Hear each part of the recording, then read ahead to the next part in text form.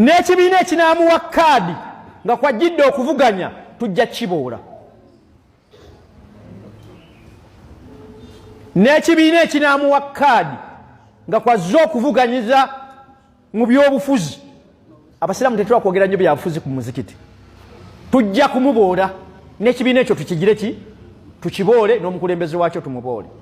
Mulaba Erias Lukwago yakoze ekibiina ekya PPA oba PFF oba PPF mukamyufu obwedde olaba Shamimu Luyulika baani bojjamba muinuupu era olaba abo bolabe newaffe tolabaayo Agnes tolaba Joseph ewa John Bosco bataddewo Muhammad lwaki towawaswa John Bosco banaye bakatwiki muveeyo atuuka atya okugamba nti bakijambiya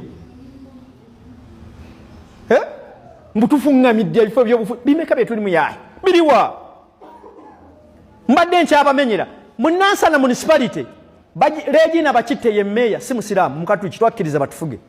Member wa parliament wa Nansana municipality ye Nsereko wa Kayima si musiraamu twakkiriza atufuge. Deputy mayor wa Nansana municipality ye Kato Paulo si musiraamu twakkiriza batugire ki era tubalonda kabeere RDC taina mukolo gwa busiraamu n'ogumu gwe yali agenzeeko mu Nansana wano bamuyita tuyina mukwano gwe wali ewaffe head teacher idali meya ku Nansana municipality speakidde zonna mu myaka 10 bukyanga amuyita tajjangayo yadde neetya name buli lwamuyita amukakasa nzija nafunye ebizibu atasindika amuggira mu kifo yoyo njagala mumumanye n'abaana bwe mubabuulire nti kati obulabe w'obusiraamu Regina Bakitte Nansana gyali kwa yalangiridde mu luki mu lujjudde era nsaba buli musiraamu tegeeza munno kuba abantu abo twabalonda okuba mu ntebe omwo mwe bali ate njagala bakakasa ekibiina kya Nupu kimu kyakubiri ekikimirizzaawo basiraamu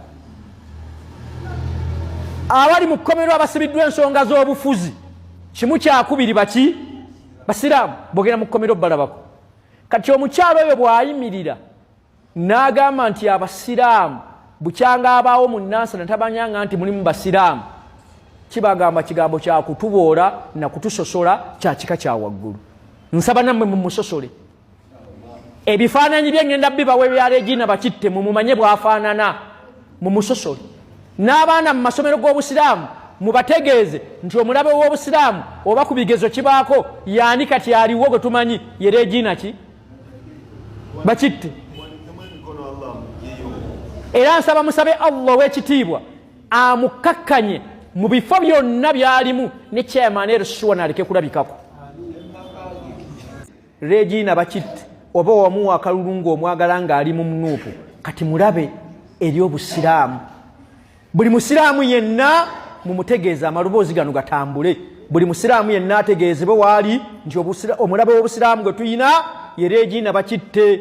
Atasobola kwogera dda mu nnyumba y'osabe Katonda Allah mukakkanye olukakkanya abenga talina wamanyikiddwa mu nsi wano.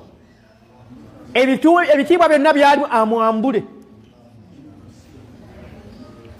amwambule nga n'ekitiibwa ekya Ersuwa tasobola kukigira ki kukifuna. Njagala bategeeza bino ku Nansana municipality eriyo scholarship ezigabibwa mu masomero gonna. Essomero ly'obusiraamu liveeyo wano nga lyafunayo scholarship ekusomesa omwana w'obusiraamu omu nga yava ku Nansana municipality. Teriyo neetya naye nga gyeziri omusono tuguba kyenkanyi.